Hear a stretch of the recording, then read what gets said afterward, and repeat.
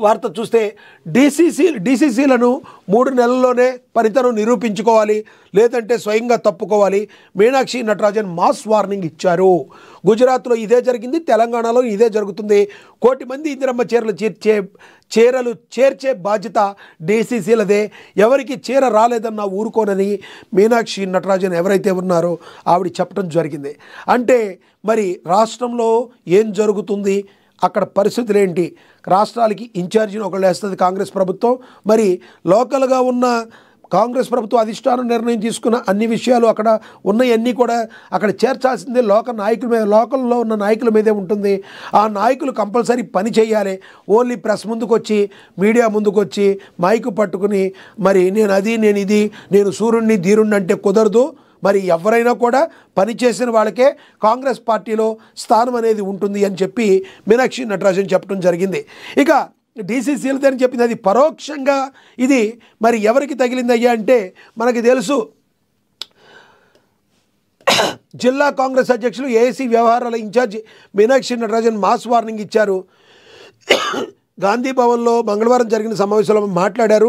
2029లో రాహుల్ గాంధీని ప్రధానమంత్రి చేయడమే లక్ష్యంగా డీసీసీ చీఫ్లు పనిచేయాలని సూచించారు. మరి 3 నెలల్లో పనితీరు నిరూపించుకోవాలన్నారు. ఈ లేని పక్షంలో వాళ్ళు పదవి నుంచి తప్పుకోవాలని చెప్పారు. ఇది తెలంగాణ ఇప్పుడు డీసీసీగా అధ్యక్షుడిగా ఉన్న మహేష్ కుమార్ గౌడ్కు కూడా ఇది డైరెక్ట్గా సూటిగా తాగుద్ది. 100% మహేష్ కుమార్ గౌడ్ వ్యక్తిగతంగా తాను పూనుకునైనా కూడా తాను ప్రతి నియోజకవర్గంలో ఏం జరుగుతుందో తెలుసుకుంది.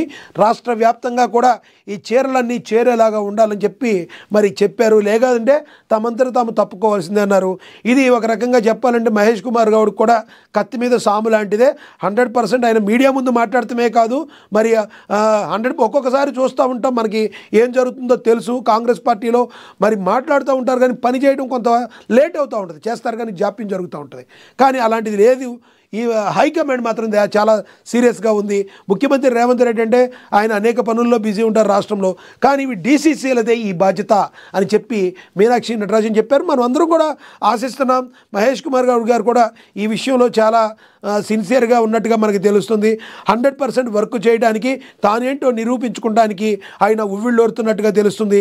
మేము ఏదైతే హైకమాండ్ నిర్దేశించిందో పార్టీకి అనుయాయులై మేము 100% చేస్తామని చెప్పి మరి మహేష్ కుమార్ గౌడ్ గారు కూడా చెప్తున్నట్టుగా మాట్లాడుతున్నట్టుగా మన దగ్గర సమాచారం ఉంది. చూడాలి మరి రానున్న రోజుల్లో హైకమాండ్ ఏ నిర్ణయం తీసుకుంటుంది, ఏ రకంగా ముందుకెళ్తారనేది.